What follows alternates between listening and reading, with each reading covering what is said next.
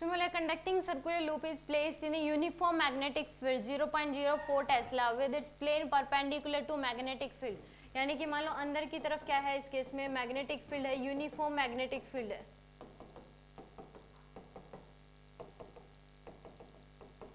या फिर इस केस में बाहर की तरफ मान सकते हो, कोई वो नहीं है।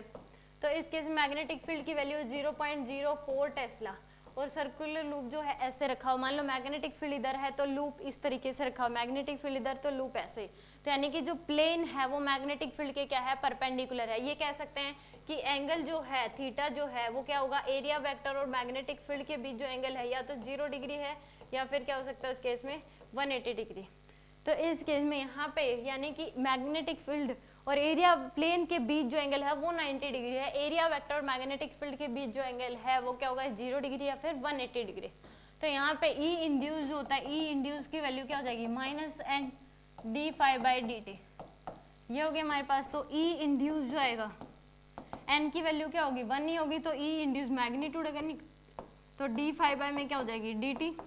तो d इंटू में फाई की value B A cos theta divide by में डी टी। तो यानी कि d by D T into में B pi r square area की वैल्यू इंटू में कोस थीटा। कोस 0 डिग्री क्या होता है 1 और कोस 180 डिग्री क्या हो जाएगा -1।